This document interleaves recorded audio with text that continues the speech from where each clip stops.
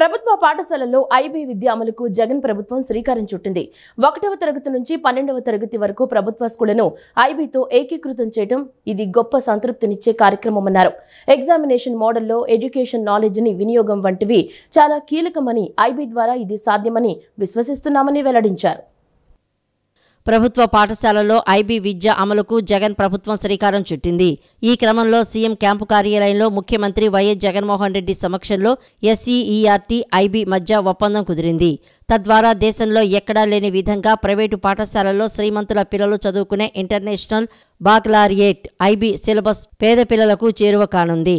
IB syllabus అమలుపై బుధవారం సాయంత్రం AP state council of educational research and training SCERT అధికారులతో ఐబీ ప్రతినిధులు సీఎం జగన్ సమక్షంలో ఏపీ విద్యాశాఖతో ఒప్పందం చేసుకున్నారు.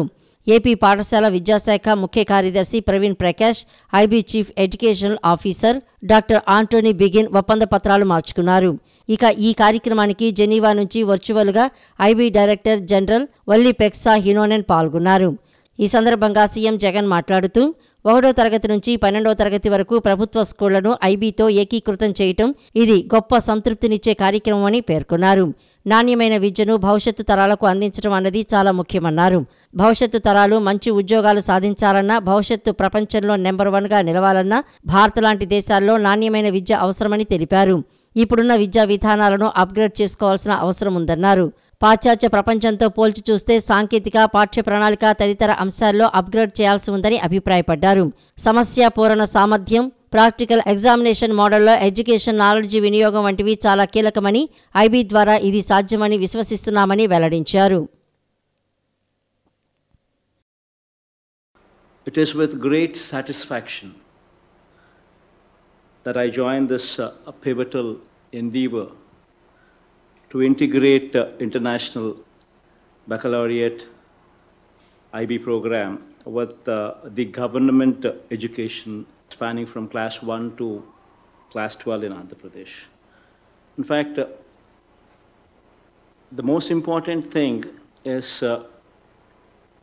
the partnership in bringing about quality education, which is going to be the most critical factor going forward when the next generation put up for their test, be it employment opportunities or be it they becoming the leaders for tomorrow's world.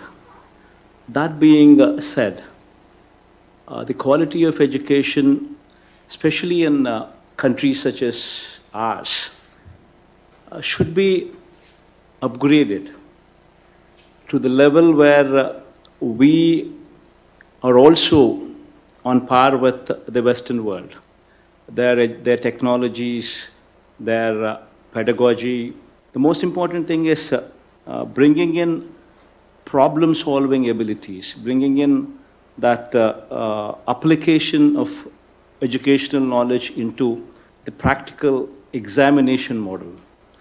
These are the things which what I see in Western world should become part of our curriculum here, so as to better the standard of education in our countries, what I strongly believe.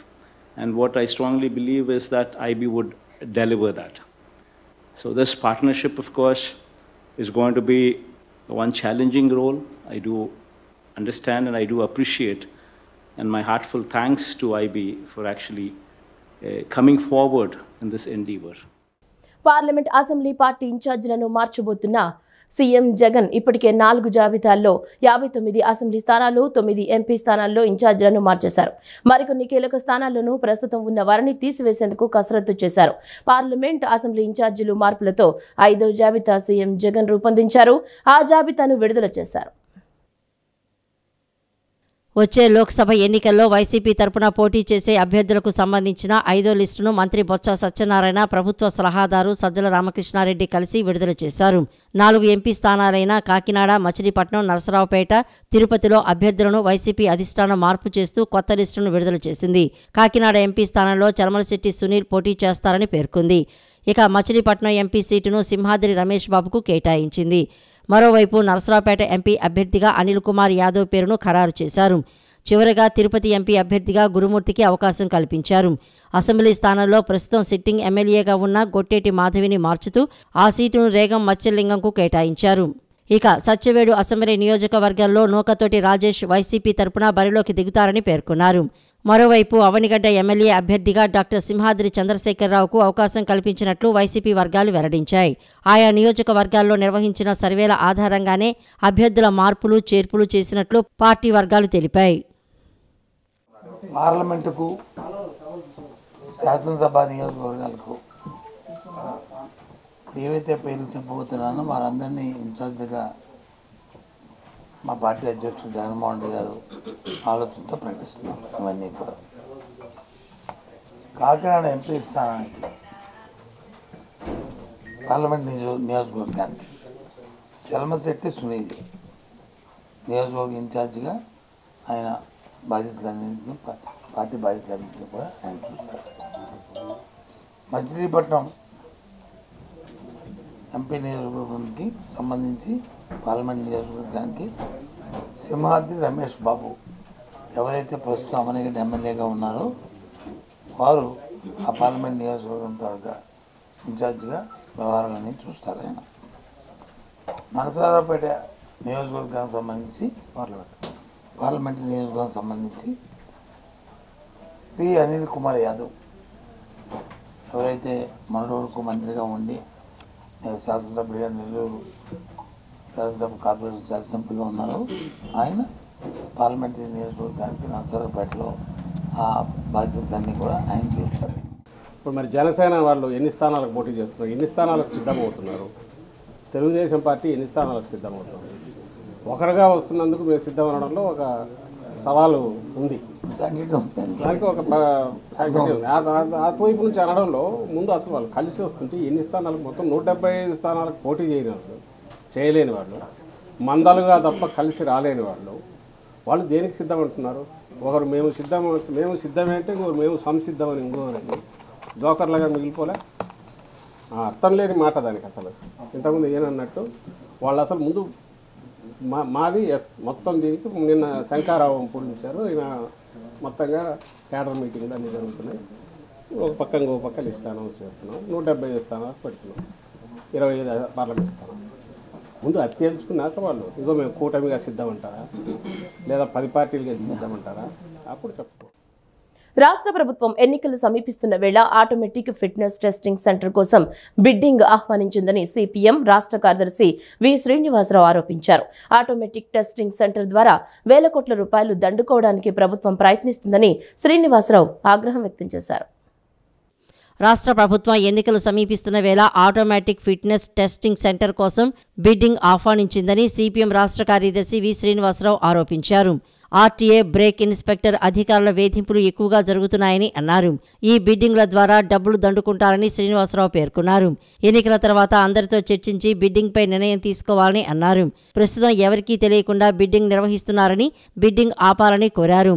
Automatic testing centre ద్వారా వేల కోట్ల రూపాయలు దండుకోవడానికి ప్రభుత్వం ప్రయత్నిస్తోందని శ్రీనివాసరావు ఆగ్రహం వ్యక్తం చేశారు. Fitness certificate ఇప్పటి వరకు ఆర్టీఏ అధికారులు ఇచ్చేవారు, ఇప్పటి నుంచి ప్రైవేటు వ్యక్తులు ఇస్తారని అన్నారు. మొత్తం రోడ్డు ప్రమాదంలో 56% హైవేపై జరుగుతున్నాయని అన్నారు. ప్రమాదాలు అరికట్టే దిశగా చర్యలు తీసుకోవడం లేదని శ్రీనివాసరావు ఆగ్రహం వ్యక్తం చేశారు. 10 రోజుల పాటు ప్రజా క్యాంపెయిన్ చేస్తున్నామని ప్రజలు ఆదరించాలని కోరారు. అందరూ ప్రజలకు డబ్బులు పంచుతున్నారు, కానీ తాము నిధుల కోసం ప్రజల దగ్గరికి వెళ్తున్నామని చెప్పారు. ఆటోమేటిక్ టెస్టింగ్ స్టేషన్ పేరుతో కేంద్ర ప్రభుత్వంతో కుమ్మక్కై ప్రైవేటీకరణ ప్రక్రియకు పూనుకుంటోందని సిపిఎం నేత బాబురావు తెలిపారు. ఈ పేరుతో 1000 కోట్ల రూపాయలు రాష్ట్ర ప్రజల మీద భారం వేయడానికి ప్రభుత్వం సిద్ధమైందని మండిపడ్డారు. ఇప్పుడు మన రాష్ట్ర ప్రభుత్వం చాలా హడావుడిగా ఎన్నికల ముందే ఈ టెస్టింగ్ సెంటర్స్ అన్ని హైవేల్లో ప్రతి చోట సైడు ల్యాండ్ కేటాయించే వాళ్ళకి 2 వైపులా రోడ్డు వచ్చేదానికి పోయేదానికి 2 వైపుల రోడ్డు పెట్టి వాళ్ళకి కేటాయిస్తున్నారు ఈ టెస్టింగ్ పేరుతోటి. ఇప్పటికే బ్రేక్ ఇన్స్పెక్టర్లు ఇవన్నీ రవాణా శాఖలో పలు రకాల వేధింపులకి లారీ ఓనర్స్ కావచ్చు, డ్రైవర్స్ కావచ్చు, లేదా చిన్న ట్రక్కులు, ముఖ్యంగా చిన్న ట్రక్కులు, పట్టణాల్లో ఉండేటువంటి చిన్న ట్రక్కులు, ఇప్పుడు ఉదాహరణకు విజయవాడ మంగళగిరి మధ్య లేదా విజయవాడ గుంటూరు మధ్య, ఏలూరు మధ్య తిరిగాయి చాలా వందల వేల సంఖ్యలో ఉన్నాయి. ఇట్లా ఇంటర్సిటీల్లో తిరిగేటువంటి ట్రక్కులు హైవే మీద వస్తే వాటిని పట్టుకొని ఫైన్లు వేస్తున్నట్టు వేధింపులకు గురి చేస్తున్న పరిస్థితి ఇప్పుడు కనిపిస్తుంది. ఇప్పుడు దీన్ని పూర్తిగా ప్రైవేట్ పరం చేయటం వల్ల వేధింపులతో పాటు అధిక భారం కూడా పడుతుంది. అంటే అది ఫిట్నెస్ ఉందా లేదా అనేది సర్టిఫై చేయటం. ఈ పేరుతో 1000 కోట్ల రూపాయలు రాష్ట్ర ప్రజల మీద భారం వేయటానికి ప్రభుత్వం పూనుకుంటా ఉంది. ఇది కేంద్రము రాష్ట్రము రెండు కుమ్మక్కైపోయినాయి. అలాగే ఇవాల్టి వరకు ఈ ఫిట్నెస్ సర్టిఫికెట్ ఇవ్వాల్సింది రవాణా శాఖ అధికారులు. దాంట్లో అవకతవకలుంటే అవినీతి ఉంటే అరికట్టాల్సింది పోయి ఇప్పుడు రాష్ట్ర ప్రభుత్వం అవినీతిని వ్యవస్థీకృతం చేస్తూ ఉంది. మరోవైపు ప్రతి జిల్లాకి ఒక ప్రైవేట్ ఏజెన్సీ రేపటి నుండి బ్రేక్ చేసి వాళ్ళు ఫిట్నెస్ సర్టిఫికెట్లు ఇస్తారు. కుటుంబ తగాదాలు ఉంటే వ్యక్తిగతంగా మాట్లాడుకోవాలని రాష్ట్రాన్ని సర్వనాశనం చేసిన కాంగ్రెస్ ప్రాపకం కోసం వైఎస్ షర్మిల పాకులడ్డం సరికాదని మాజీ మంత్రి ఎమ్మెల్యే కొడాలి నాని అన్నారు. 10 మంది పనికిమాలిన వెధవల్ని వేసుకుని రాజశేఖర రెడ్డి బిడ్డ అంటూ తెలంగాణలో పరువు తీసుకున్న షర్మిల ఇప్పుడు ఏపీకి వచ్చి అదే పని చేస్తున్నారని విరుచుకుపడ్డారు. రాష్ట్రంలో ఏం జరగాలన్నా కాంగ్రెస్ పార్టీ అధికారంలోకి రావాలని మాట్లాడుతున్న షర్మిల కనీసం ఈసారి ప్రతిపక్ష హోదా వచ్చే అవకాశం కూడా లేదన్నారు. ఎంపీగా కూడా గెలుస్తాడో లేదో తెలియని రాహుల్ గాంధీ రాష్ట్ర సమస్యలు ఎలా పరిష్కరిస్తారని ప్రశ్నించారు. 0% ఓట్ల శాతం ఉన్న షర్మిల పార్టీ 1% ఉన్న కాంగ్రెస్తో కలిస్తే ఏం జరుగుతుందని మాజీ మంత్రి కొడాలి నాని ప్రశ్నించారు. రాజకీయ లబ్ధి కోసమే జగన్పై షర్మిల నిందలు వేస్తున్నారని అన్నారు. షర్మిల పాదయాత్ర చేసిన 2014 ఎన్నికల్లో వైసీపీ అధికారంలోకి వచ్చిందా అని ప్రశ్నించారు. ఓటమి తర్వాత షర్మిల ఎక్కడైనా కనిపించారా? 2019 ఎన్నికల్లో ఎక్కడైనా ప్రచారం చేశారా అని ప్రశ్నలు సంధించారు. గత 10 ఏళ్లలో ఆంధ్రప్రదేశ్ సమస్యలపై పార్లమెంటులో కాంగ్రెస్ ఎప్పుడైనా మాట్లాడిందా అని ఆగ్రహం వ్యక్తం చేశారు. రాష్ట్రంలో ఏం జరుగుతోందో కనీస అవగాహన లేని షర్మిల ఇప్పుడొచ్చి ఏదేదో మాట్లాడుతున్నారని వ్యాఖ్యలు చేశారు. ప్రతి పథకానికి రాజశేఖర రెడ్డి పేరు పెట్టి ఆయన అడుగుజాడలో నడుస్తున్న జగన్ ప్రభుత్వంపై నిందలు వేయటం దారుణమని కొడాలి నాని ఆగ్రహం వ్యక్తం చేశారు. ఇప్పుడు షర్మిలమ్మ తెలంగాణలో తెలంగాణ ప్రజల కోసం, పాలేరు ప్రజల కోసం ఆవిడ అక్కడ పార్టీ పెట్టి 4000 కిలోమీటర్ల పాదయాత్ర చేసి తెలంగాణ ప్రజలను ఉద్ధరిస్తానని చెప్పి, రాజశేఖర రెడ్డి బిడ్డనని చెప్పి, రాజశేఖర రెడ్డి గారి ఆశయాలు సాధిస్తానని చెప్పి అక్కడ ఏం చేసిందో తెలంగాణ ప్రజలు, ఆంధ్రప్రదేశ్ ప్రజలు కూడా చూశారు. అక్కడ ఆవిడకి 0% ఓటింగో లేదా 1% ఓటింగ్ ఉండేది. ఆ పార్టీ ఇంకొక 0 ఓటింగ్ ఉన్నటువంటి పార్టీలు విలీనం చేసి ఇక్కడికి వచ్చి ఆవిడ మళ్ళీ ఇక్కడ కూడా సేమ్ డైలాగులు, ఆంధ్రప్రదేశ్ కోసమే పుట్టాను, ఆంధ్రప్రదేశ్ ఉద్ధరిత పుట్టాను. ఇప్పుడు వైజాగ్లో స్టీల్ ప్లాంట్ గురించి 4 సంవత్సరాల నుంచి గొడవ జరుగుతుంది. ఆవిడేమైంది 4 సంవత్సరాల్లో? 4 సంవత్సరాల్లో ఏమైంది? పోలవరం ప్రాజెక్టు ఇప్పుడు గుర్తొచ్చింది ఆవిడికి. ఇవన్నీ కూడా రాజకీయంగా ఏదో రకంగా ఒక పదవిలోకి రావాలని చెప్పి కాంగ్రెస్ పార్టీ ప్రాపకం కోసం జగన్మోహన్ రెడ్డి గారి మీద నిందలేస్తూ తిరుగుతుంది. ఆవిడ పార్టీ కోసం కష్టపడ్డాను, పార్టీ కోసం ఇది చేశాను, అది చేశాను అని చెప్తుంది. ఆవిడ డెఫినెట్గా వైఎస్ఆర్ కాంగ్రెస్ పార్టీ కోసం, జగన్మోహన్ రెడ్డి గారి కోసం, రాజశేఖర రెడ్డి గారి కోసం, ఆవిడ కుటుంబం కోసం ఆవిడ కష్టపడి ఉండవచ్చు. అయితే ఆవిడ 2014 ముందు 2012లో జగన్మోహన్ రెడ్డి గారు జైలుకి వెళ్ళినాక సెప్టెంబర్లో పాదయాత్ర చేసింది. ఆవిడ 4000 కిలోమీటర్లు నడిచానంటుంది. అప్పుడు వైసీపీ అధికారంలో వచ్చింది. ఆవిడ నడిచినప్పుడు 2019 నుంచి 2014 నుంచి 2019 దాకా ఎలక్షన్ జరిగినటువంటి 20 రోజులు తప్పించి ఆవిడ ఎక్కడన్నా వైఎస్ఆర్ కాంగ్రెస్. దక్షిణ భారతదేశంలో రెండో అతిపెద్ద కథోలిక పుణ్యక్షేత్రంగా ఘనతకెక్కిన గుణదల మాత 100 వసంతల మహోత్సవ నవదిన ప్రార్థనలు నిన్న సాయంత్రం కనుల పండుగ ప్రారంభమయ్యాయి. శ్రీ సభలో మరియ తల్లికి ప్రత్యేక స్థానం, గౌరవం, గుర్తింపు ఇవ్వబడిందని విజయవాడ కథోలిక పీఠం బిషప్ తెలగతోటి జోసెఫ్ రాజారావు అన్నారు. దేవుని తల్లి అయిన మరియమాతను ఆశ్రయిస్తే భక్తుల కోరికలు నెరవేరుతాయని చెప్పారు. దక్షిణ భారతదేశంలో రెండో అతిపెద్ద కథోలిక పుణ్యక్షేత్రంగా ఘనతకెక్కిన గుణదల మాత 100 వసంతాల మహోత్సవ వనదిన ప్రార్థనలు నిన్న సాయంత్రం కనుల పండుగగా ప్రారంభమయ్యాయి. విజయవాడ కథోలిక పీఠం bishop Telagathoti Joseph Rajarao, monsignor reverend father Muvvala Prasad, vicar general reverend father మేషపాంగ్ గాబ్రియల్, పుణ్యక్షేత్రం rector reverend Eleti William Jayaraju Swami, social service centre reverend father Thota Sunil రాజు, డయోసిస్కు చెందిన గురువులు లూర్దు, గుణదలమాత నూరు వసంతాల పతాకాన్ని వైభవంగా ఆవిష్కరించారు. కొండపై నూతనంగా ఏర్పాటు చేసిన స్మృతి వనం మహనీయుల నూతన విగ్రహాలను బిషప్ రాజారావు తదితరులు ఘనంగా ఆవిష్కరించారు.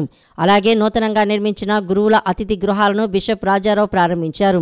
ఈ సందర్భంగా బిషప్ జోసెఫ్ రాజారావు అశేష భక్తకోటికి సందేశమిస్తూ శ్రీ సభలో మరియ తల్లికి ప్రత్యేక స్థానం, గౌరవం, గుర్తింపు ఇవ్వబడిందని అన్నారు. దేవుని తల్లి అయిన మరియమాతను ఆశ్రయిస్తే భక్తుల కోరికలు నెరవేరుతాయని చెప్పారు.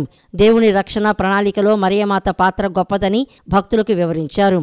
ఈ 100 వసంతాల మహోత్సవాలు జరుపుకుంటున్న తరుణంలో గుణదలమాత పుణ్యక్షేత్రం అభివృద్ధికి విశేష సేవలందించిన పూర్వపు పీఠాధిపతులు పేరిట స్మృతివనం ఏర్పాటు చేసి వారి నూతన విగ్రహాలను ఆవిష్కరించడం ఆనందదాయకమని పేర్కొన్నారు. ఆ తల్లి ఇచ్చట ముచ్చటపడి కాలువని 100 ఏళ్లయింది. ఈ శతవార్షికోత్సవాలకు మిమ్మల్ని అందరినీ హృదయపూర్వకంగా ఆహ్వానిస్తున్నాను. ఈ సంవత్సరం మనం జరుపుకునేవి కేవలం ఉత్సవాలు కాదు, మహోత్సవాలు. పోయిన సంవత్సరం సెప్టెంబర్ 9వ తేదీన శతవార్షికోత్సవాలను దివ్య పూజతో ఆరంభించాం. ఆ తరువాత మరియమాత స్వరూపం ప్రతి విచారణను దర్శించేలా ప్రణాళికలు చేసి పూజ్య గురువులు, ఉపదేశుల సహకారంతో కథోలిక క్రైస్తవులు మరియు మరియమాత భక్తులు ఆమెను తమ ఇంటికి తీసుకుని వెళ్ళారు. మరి మీ ఊరు తీసుకుని వెళ్ళారా? అందరూ మీ ఇంటికి కూడా తీసుకుని వెళ్ళారు కదా. తీసుకుని వెళ్ళారని నేను భావిస్తున్నాను. మోన్సిన్యూర్ ఫాదర్ మువ్వల ప్రసాద్ మాట్లాడుతూ ఈ 100 వసంతాల మహోత్సవ వేడుకలకు ముఖ్య అతిథిగా ఇండియా, నేపాల్ అపోస్తలిక పోప్ రాయబారి మహాఘన లియోపాల్డో జెరెల్లి, ఆంధ్ర, తెలంగాణ రాష్ట్రాలకు చెందిన పీఠాధిపతులు హాజరవుతున్నారని తెలిపారు. ఈ పుణ్యక్షేత్ర ఆవిష్కరణకు కారకులైనటువంటి మిషనరీస్, ముఖ్యంగా ఇటలీ దేశం నుంచి వచ్చినటువంటి వారు గ్రాసి, బతిస్తా, అలాగే అర్లాటి, బియాంకి, క్రిప, బర్తోలి అనేటువంటి వారి యొక్క కృషి మూలంగా ఈ కొండ నిర్మాణము లేక తల్లి యొక్క ఆ కొండ మధ్య భాగంలో పెట్టడం జరిగింది. ఆ తల్లి యొక్క ఏర్పాట్లు చేసేటువంటి ప్రథమ సంవత్సరాలలో పనిచేస్తున్నటువంటి ఒక లేబర్ కుటుంబంలో ఒక బిడ్డవాడు చనిపోతే లేకపోతే పడిపోతే పైకి తీసుకుని వెళ్ళి ఆ తల్లి దగ్గర పెట్టి నేను ఆ తల్లిదండ్రులకు ఏమి చెప్పాలి అని ఒక బ్రదర్ బర్తోలి అన్నప్పుడు అతనికి ప్రాణదానం చేసినట్లుగా వినపడతాం. సెంట్రల్ నియోజకవర్గంలో తాను ఎమ్మెల్యేగా చేసిన అభివృద్ధి తప్ప వైసీపీ పాలనలో జరిగిన అభివృద్ధి శూన్యమని మాజీ ఎమ్మెల్యే బోండా ఉమామహేశ్వరరావు విమర్శించారు. మధురానగర్ ఆర్యూబీని తాను మొదలు పెడితే దానిని పూర్తి చేయలేనటువంటి అసమర్థ ప్రభుత్వం వైసీపీ అని దుయ్యబట్టారు.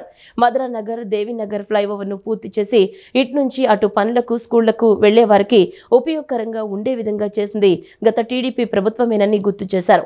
సెంట్రల్ నియోజకవర్గంలో ముస్లింలకు కబ్రస్థాన్ నిర్మాణానికి 1,50,00,000 రూపాయలు ఖర్చు పెట్టింది నిజం కాదా అని ప్రశ్నించారు. పక్కన నియోజకవర్గం నుంచి తోలేస్తే వచ్చిన వెల్లంపల్లి శ్రీనివాస్ అభివృద్ధి గురించి మాట్లాడడం హాస్యాస్పదంగా ఉందన్నారు. తెలుగుదేశం హయాంలో నేను శాసనసభ్యుడిగా ఉన్నప్పుడు 550 కోట్ల రూపాయలతో 400 కోట్ల రూపాయలతో నియోజకవర్గ అభివృద్ధి, 150 కోట్ల రూపాయలతో స్ట్రాంగ్ వాటర్ డ్రైన్స్, ఎల్ఎన్టీ డ్రైన్లు. నేను చెప్పిన దాంట్లో ₹1 కూడా తక్కువ లేదు. లెక్కలు కావాలంటే ప్రభుత్వంలో ఉన్నది నువ్వు కాబట్టి మున్సిపల్ ఆఫీసులోనూ అప్పుడు పనిచేసినటువంటి అధికారులు పిలిచి మీటింగ్ పెడితే వాళ్ళే చెప్తారు. 550 కోట్లతో నియోజకవర్గ అభివృద్ధిలో ఈ జిల్లాలోనే ప్రప్రథమైన నియోజకవర్గంగా సెంట్రల్ నియోజకవర్గాన్ని తీసుకొచ్చాం. ఇది వాస్తవమా కాదా? నువ్వేమంటున్నావు? గతంలో ఎప్పుడో బోండా ఉమా శాసనసభ్యుడిగా ఉన్నాడు, అతనికి అభివృద్ధి అంటే అర్థమే తెలియదు.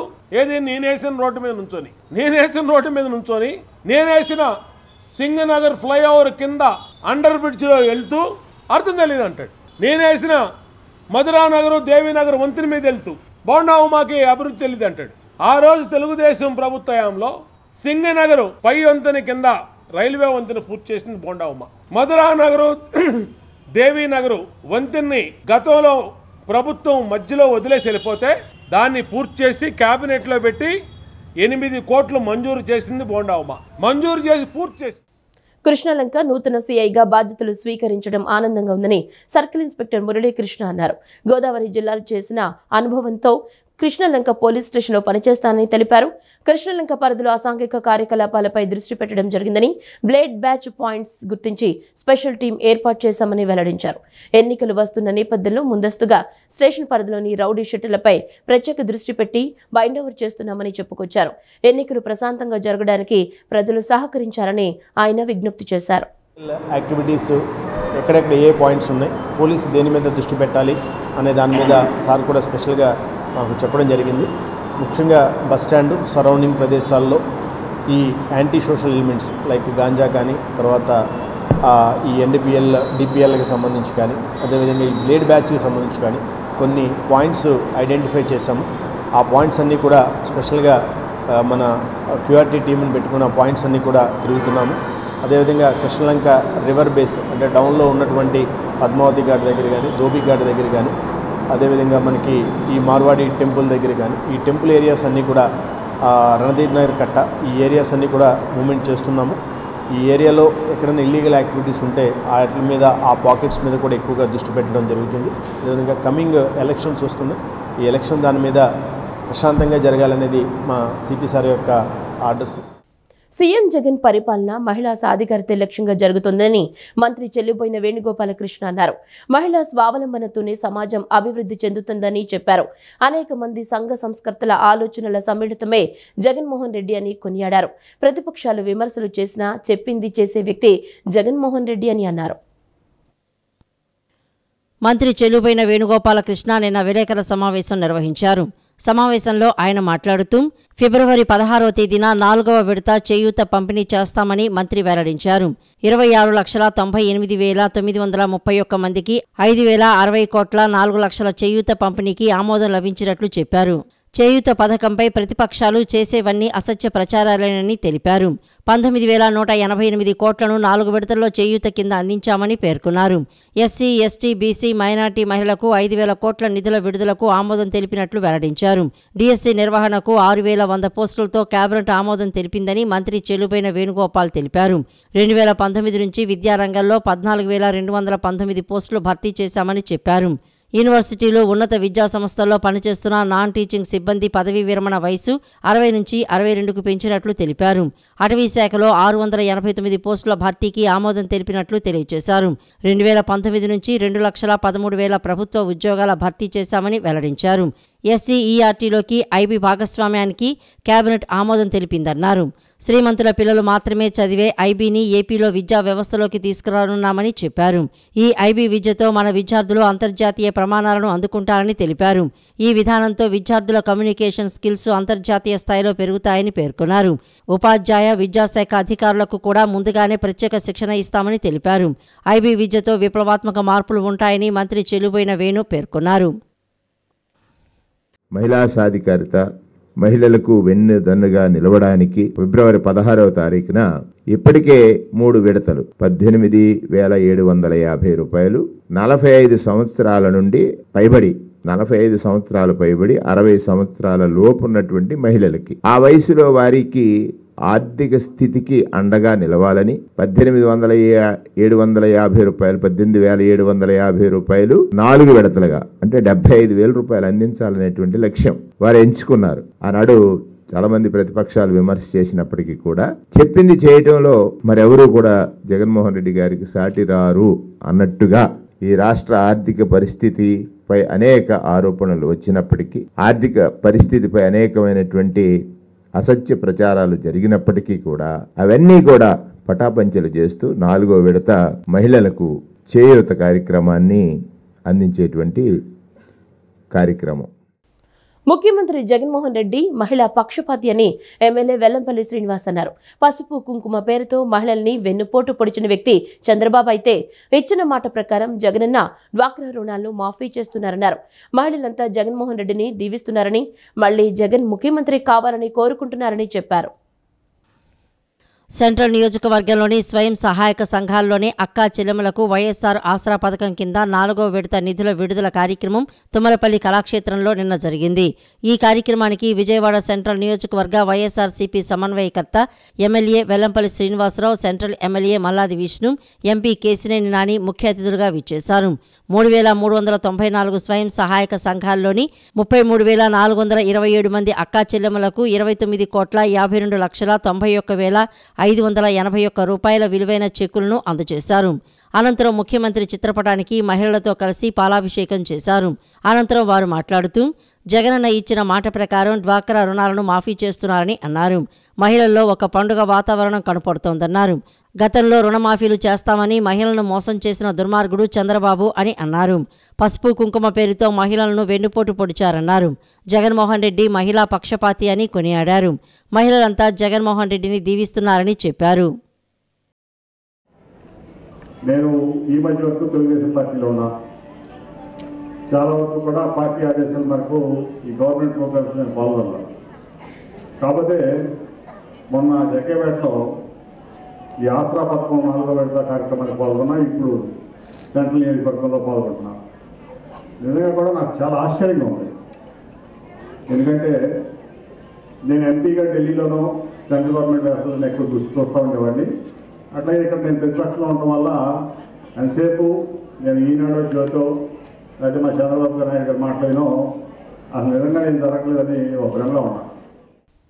పెట్టుబడుల ముసుగులో జగన్ ప్రభుత్వం సోలార్ ప్రాజెక్టులకు అదనంగా 23,550 ఎకరాల భూ పందేరంతో 2,350 కోట్ల కుంభకోణానికి పాల్పడిందని టీడీపీ అధికార ప్రతినిధి పట్టాభి అన్నారు. గతంలో ఉన్న ప్రభుత్వాలు సోలార్ విద్యుత్ ఉత్పత్తి సంస్థలకు ఒక్కో మెగావాట్ సోలార్ విద్యుత్ ఉత్పత్తికి 3 ఎకరాలు కేటాయిస్తే జగన్ రెడ్డి ఏకంగా దాన్ని 6 ఎకరాలకు పెంచారని ఆరోపించారు. మొత్తంగా జగన్ సర్కార్ సోలార్ పవర్ కు సంబంధించి నేటి కేబినెట్ సమావేశం సాక్షిగా 23,500 ఎకరాలు అదనపు భూ పందారానికి తెరలేపిందన్నారు. తక్కువలో తక్కువ ఎకరం విలువ 10 లక్షలు వేసుకున్న జగన్ రెడ్డి సర్కార్ ఈ ఒక్కరోజే 2,350 కోట్ల భారీ స్కామ్ కు పాల్పడిందని తీవ్ర ఆరోపణలు చేశారు. 3,350 మెగావాట్ల సోలార్ విద్యుత్ ఉత్పత్తి చేస్తామన్న జేఎస్డబ్ల్యూ న్యూ ఎనర్జీ సంస్థకు 10,050 ఎకరాలు కేటాయించాల్సింది ఏకంగా 20,100 ఎకరాలు కేటాయించారన్నారు. ప్రాజెక్టులు సోలార్, మరీ ముఖ్యంగా సోలార్ పవర్ ప్రాజెక్టులు ఏదైతే ఉన్నాయో దీని వెనక భారీ భూ కుంభకోణం ఉంది.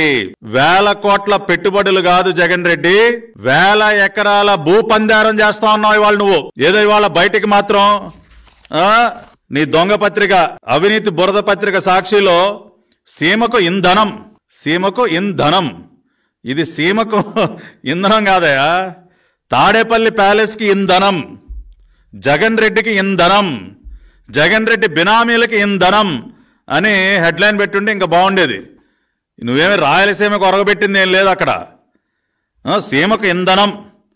రాష్ట్రంలోకి 22,302 కోట్ల రూపాయల పెట్టుబడులు రాక, పెట్టుబడుల ముసుగులో 1,000 ఎకరాల భూముల్ని, విలువైనటువంటి భూముల్ని ఏ రకంగా పందారం చేశావో ఇవాళ రాష్ట్ర ప్రజలందరూ కూడా ఇవాళ వారందరికీ కూడా వివరిస్తా ఉన్నాం. కాపుల చిరకాల వాంఛైన కాపు కళ్యాణ మండపం నిర్మాణానికి నగరపాలక సంస్థ కౌన్సిల్ ఏకపక్షంగా ఆమోదం తెలపడం పట్ల కాపు సామాజిక వర్గ పెద్దలు, కాపు కార్పొరేటర్లు హర్షం వ్యక్తం చేశారు. సుమారు ఈ కాపు కళ్యాణ మండపంకి 480 గజాల భూమిని కేటాయించారని తెలిపారు. కాపు కళ్యాణ మండపం సాధనకి కృషి చేసిన ఎమ్మెల్యే వెల్లంపల్లి శ్రీనివాస్ కి కాపు జాతి తరపున ప్రత్యేక ధన్యవాదాలు తెలియజేస్తున్నట్లు వెల్లడించారు. విజయవాడ పశ్చిమ నియోజకవర్గంలో కాపు కళ్యాణ మండపం నిర్మాణానికి నగరపాలక సంస్థ కౌన్సిల్లో పెట్టిన ప్రతిపాదనకు ఆమోదం తెలపడం హర్షణీయమని కాపు కార్పొరేటర్లు, కాపు ముఖ్య నాయకులు పేర్కొన్నారు.